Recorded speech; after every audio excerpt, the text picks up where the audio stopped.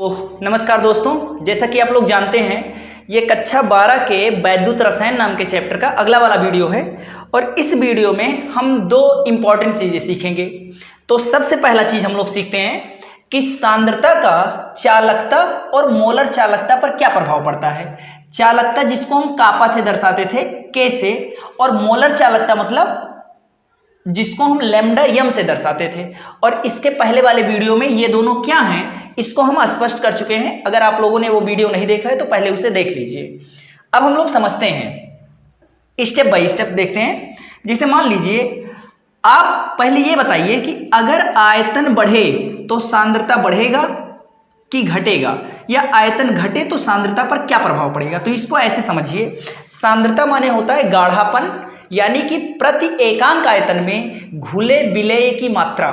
अब देखिए जैसे यहाँ पर एक विलयन है, इसमें जल है और नमक है। अब बताइए अगर हम इसका आयतन घटा दें, आयतन घटा दें मतलब मान लीजिए इसे गर्म कर दें और कुछ पानी बाहर उड़ जाए, तो कुछ पानी बाहर उड़ जाएगा, तो बताइए क्या इसका गाढ़ापन बढ़ जाएगा कि घट जाएगा। इसका गाढ़ापन बढ़ जाएगा, क्योंकि जल की मात्रा अगर मैं इसको ले जाकर गर्म कर दूं तो जल उड़ जाएगा, तो कुछ जल कम हो गया तो NaCl की मात्रा बढ़ गई, और NaCl विलेय है और इसकी मात्रा बढ़ना ही सांद्रता कहलाता है। मतलब सांद्रता भी बढ़ गई, समझ लीजिए। अगर हम आयतन बढ़ाएंगे तो सांद्रता घट जाएगा। जैसे आयतन बढ़ा दीजिए, मान लीजिए कुछ बाहर से पानी डाल दीजिए, तो कुछ मात्रा बाहर से पानी डाल देंगे ना, तो क्या होगा, इसकी सांद्रता, इसका गाढ़ापन क्या होगा, कम हो जाएगा। तो आयतन बढ़ाने से सांद्रता घट जाता है और आयतन घटाने से सांद्रता बढ़ जाता है। तो यहां तक समझ में आ गया। अब बताइए अगर सांद्रता कम हो रही है, मतलब कि प्रति एकांक आयतन में NaCl की मात्रा कम है, तो चालकता ज्यादा होगा कि चालकता कम होगा।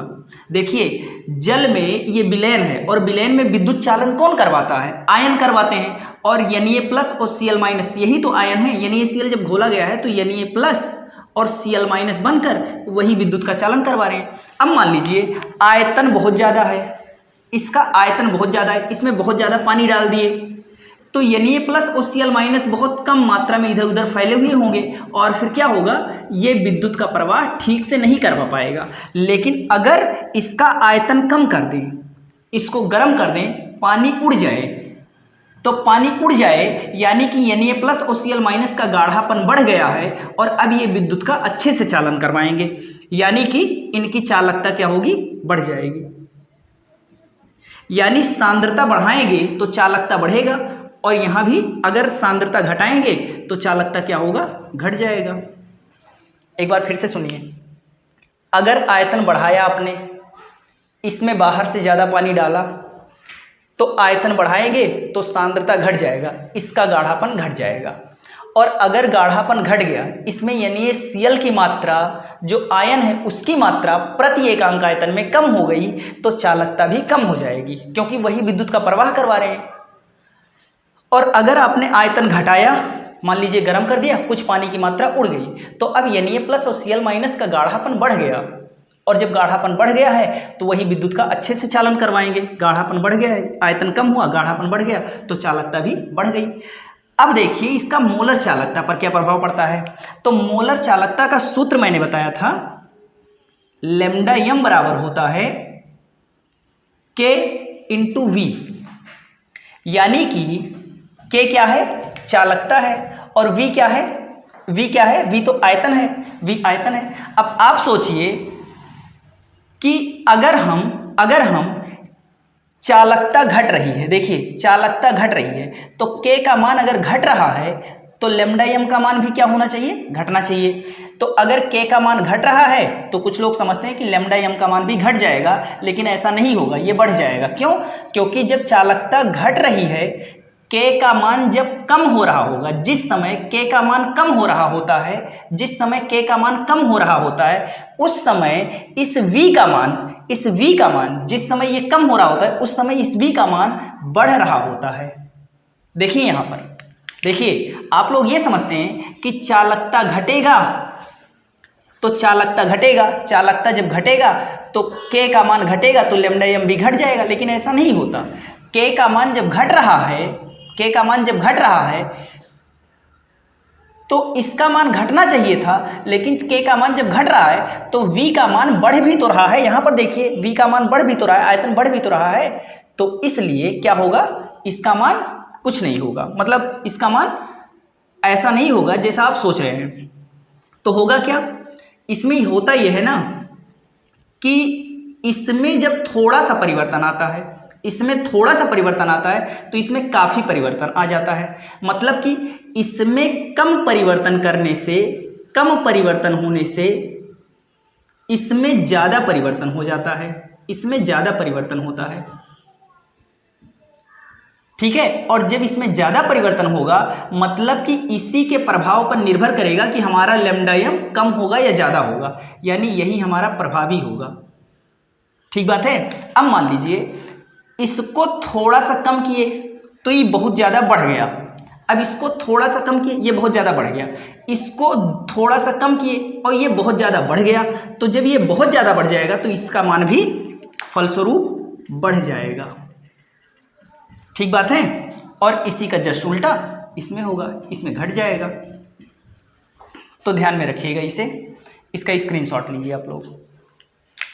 अगला टॉपिक हम लोग देखते हैं, और अगला वाला टॉपिक है सक्रियता श्रेणी या वैद्युत रासायनिक श्रेणी, इसी को कहते हैं। तो सक्रियता श्रेणी या वैद्युत रासायनिक श्रेणी क्या है, तो देखिए आप लोग पढ़ चुके हैं मानक अपचयन विभव, मानक अपचयन विभव। अगर आप लोगों ने नहीं पढ़ा है तो इससे पहले वाली वीडियो आप जाकर देख लीजिए, उसमें आपने मानक अपचयन विभव पढ़ा है, जिसको आप लोग ई नॉट रेड के नाम से जानते थे। ई नॉट रेड डेनियल सेल वाले वीडियो में है ये। तो सक्रियता श्रेणी क्या चीज़ है, सक्रियता श्रेणी क्या चीज़ है, धातुओं को, तत्वों को उनके बढ़ते हुए मानक अपचयन विभव के क्रम में, बढ़ते हुए मानक अपचयन विभव के क्रम में व्यवस्थित करने पर जो श्रेणी प्राप्त होती है, इसी को कहते हैं मानक अपचयन विभव। अब देखिए मैंने इसमें लिथियम को सबसे ऊपर रख रखा है, इसका मतलब इसका जो ई नॉट रेड का मान है ये सबसे कम है, ये सबसे कम है।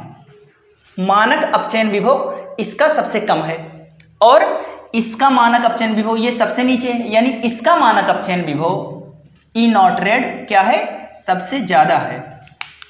पढ़िए पहले, बढ़ते हुए मानक अपचयन विभव के क्रम में, यानी कि मानक अपचयन विभव जैसे जैसे हम लोग नीचे आते हैं ऐसे ऐसे बढ़ता जा रहा है, यानी इसका सबसे कम है और इसका सबसे ज्यादा है। अब ये मानक अपचयन विभव होता क्या है, इसका क्या मतलब है, तो इसको ऐसे समझिए। सबसे पहले तो अपचयन क्या होता है, ऑक्सीकरण क्या होता है, इनको समझ लीजिए, क्योंकि शब्दों का इस्तेमाल करें तो आप लोग समझिए। तो देखिए अपचयन, अपचयन का मतलब होता है, अपचयन किसी चीज का कब कहेंगे कि इसका अपचयन हो गया, इलेक्ट्रॉन त्याग करना, ये ऑक्सीकरण है, ठीक है।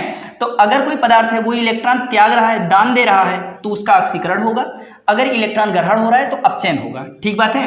अब इसको इसमें देखिए, इसमें देखिए आप लोग, ये देखिए इसमें जिंक, इधर इस रिएक्शन में क्या हो रहा है, ये डेनियल सेल का मैंने सेल अपक्रिया लिख रखा है, इधर जिंक सॉलिड स्टेट में है और यहाँ जिंक पर +2 चार्ज आ रहा है। इसका मतलब जिंक यहाँ से यहाँ पहुँचा तो इसका क्या हुआ है, इसका यहाँ से यहाँ पहुँचने पर हो गया है, या इसने क्या किया है, इलेक्ट्रॉन त्यागा है। देखिए ये सॉलिड है और यहाँ Zn पर +2 चार्ज आ गया, तो +2 कैसे आया, यानी कि इसने -2 त्याग दिया, यानी 2 इलेक्ट्रॉन त्यागा है तभी तो इस पर प्लस आया। इलेक्ट्रॉन पर होता है माइनस चार्ज और माइनस वाला चीज जो भी त्यागेगा उस पर प्लस आ जाया करेगा।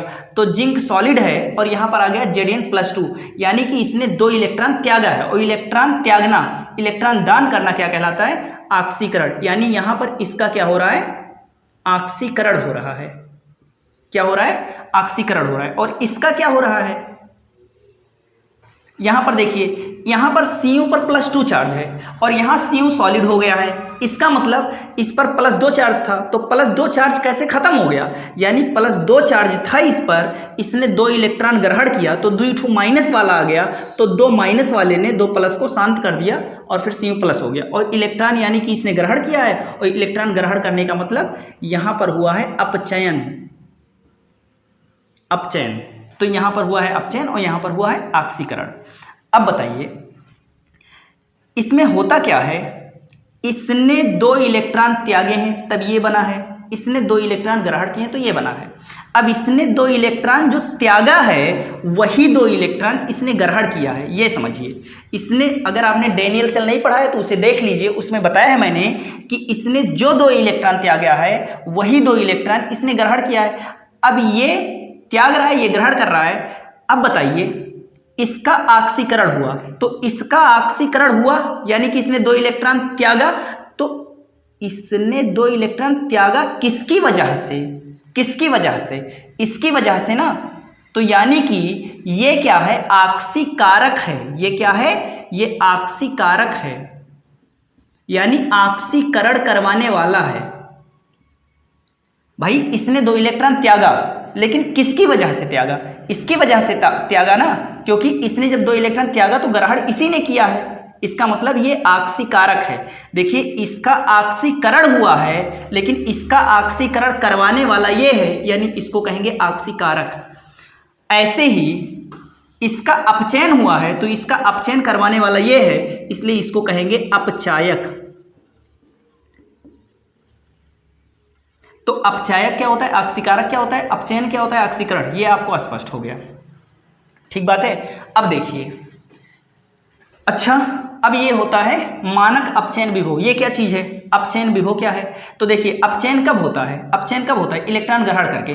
तो इलेक्ट्रॉन ग्रहण करने की क्षमता क्या कहलाती है? अपचयन विभव कहलाती है, मानक अपचयन विभव। अब ये सारा का सारा लिखा है, या क्योंकि अपचयन भाई ये इलेक्ट्रॉन ग्रहण नहीं करेगा, अपचयन विभव वो कम है तो इलेक्ट्रॉन ग्रहण नहीं करेगा, ये इलेक्ट्रॉन त्यागेगा। तो इसकी प्रवृत्ति है इलेक्ट्रॉन त्यागने की, इलेक्ट्रॉन त्यागने की, और इसकी प्रवृत्ति है इलेक्ट्रॉन ग्रहण करने की। इसकी प्रवृत्ति क्या है? इलेक्ट्रॉन ग्रहण करने की, ठीक बात है। और जब ये इसकी प्रवृत्ति है इलेक्ट्रॉन त्यागने की, यानी कि ये है परबल ऑक्सीकारक। परबल, इलेक्ट्रॉन जो त्यागेगा वो क्या होगा? अपचायक होगा। तो ये है परबल अपचायक,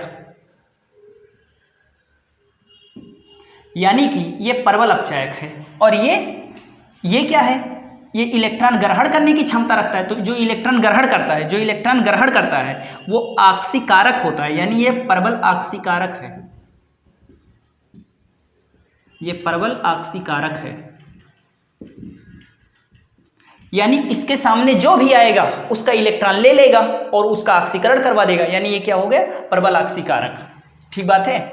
अब यहां तक स्क्रीनशॉट लीजिए, इससे आगे देखते हैं एक क्वेश्चन देखते हैं इस पर। देखिए, ये P, Q, R, S, T ये 5 पदार्थ हैं और इनके मानक अपचयन विभव इसके नीचे दिया गया है। और क्वेश्चन पूछ रहा है कि अपचायक क्षमता के घटते क्रम में व्यवस्थित कीजिए। तो आप लोग बताइए कि किसकी अपचायक क्षमता सबसे ज्यादा होगी। देखिए, अपचायक क्षमता के घटते क्रम में, यानी सबसे ज्यादा अपचायक क्षमता जिसकी है उसे सबसे आगे लिखिए, फिर उससे कम अपचायक क्षमता वाला, और सबसे कम अपचायक क्षमता वाला सबसे लास्ट में। अब बताइए किसकी अपचायक क्षमता सबसे ज्यादा होगी। तो देखिए, जिसका मानक अपचयन विभव सबसे कम होगा, मानक अपचयन विभव सबसे कम होगा, वो परबल अपचायक होगा। तो सबसे प्रबल अपचायक कौन सा है? सबसे प्रबल अपचायक कौन सा है? जिसका मानक अपचयन विभव सबसे कम है। तो बताइए सबसे कम किसका है? सबसे कम किसका है? तो सबसे कम इसी R का है, -1.66, यानी R का सबसे कम है। तो R लिखिए पहले, फिर ग्रेटर देन लगाइए। इसका सबसे प्रबल अपचायक है ये। इससे थोड़ा सा कम कौन है? तो थोड़ा सा कम कौन सा है माइनस में? तो ये वाला है, यस। इससे थोड़ा कम कौन सा है? ये वाला है। क्यों? इससे थोड़ा सा और आगे कौन है?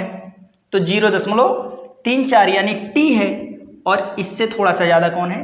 P। यानी कि सबसे प्रबल अपचायक R है। क्यों सबसे प्रबल अपचायक R है? क्योंकि R का जो मानक अपचयन विभव है वो सबसे कम है, और जिसका मानक अपचयन विभव सबसे कम होगा वो उतना ही प्रबल अपचायक होगा। और चाहे प्रबल अपचायक कह लीजिए या कह लीजिए कि धन विद्युती होगा, धन विद्युती तत्व। धन विद्युती तत्व मतलब इलेक्ट्रॉन त्यागने की क्षमता को धन विद्युती तत्व, धन विद्युता कहते हैं। यानी कि जो जितना तेजी से इलेक्ट्रॉन त्यागता है, ये सारे के सारे प्रबल धातुएं हैं, ये तेजी से इलेक्ट्रॉन त्यागेंगे, और जो इलेक्ट्रॉन तेजी से त्यागेगा वो उतना ही प्रबल धन विद्युती होगा। यानी इलेक्ट्रॉन त्यागेंगे, यानी माइनस वाला त्यागेंगे तो धन वाला इनके अंदर बढ़ेगा। और इलेक्ट्रॉन दान देना ऑक्सीकरण कहलाता है, यानी कि इनका ऑक्सीकरण सबसे आसानी से होता है, ये इलेक्ट्रॉन बहुत आसानी से त्यागते हैं। ठीक बात है। तो अगर ये कहता कि धन विद्युती लक्षण के घटते क्रम में लिखिए, तब भी यही होता। ठीक बात है। तो इसका भी स्क्रीनशॉट लीजिए, हम लोग आगे देखते हैं। हम लोग अगला क्वेश्चन एक और देख लेते हैं। लिखा है कि यक्स का मानक अपचयन विभव है +0.4, वाई का मानक अपचयन विभव है -0.54, सबका ऐसे दिया है और कह रहा है क्रियाशीलता के बढ़ते क्रम में लिखिए। अब आप लोग बताइए कि ये वाले ज़्यादा क्रियाशील है कि नीचे वाले ज़्यादा क्रियाशील हैं? ज़्यादा क्रियाशील ऊपर वाले हैं, ये सारे के सारे ज़्यादा क्रियाशील हैं। पोटेशियम है, लिथियम है, ये सब बहुत ज़्यादा क्रियाशील तत्व हैं। अब देखिए इनका मानक अपचयन विभव क्या है? कम है। यानी जिसका मानक अपचयन विभव कम होगा वो सबसे ज़्यादा क्रियाशील होगा। अब कह रहा है क्रियाशीलता के बढ़ते क्रम में लिखिए, यानी कि जो सबसे कम क्रियाशील है उसे सबसे पहले लिखना है। और सबसे कम क्रियाशील कौन होगा?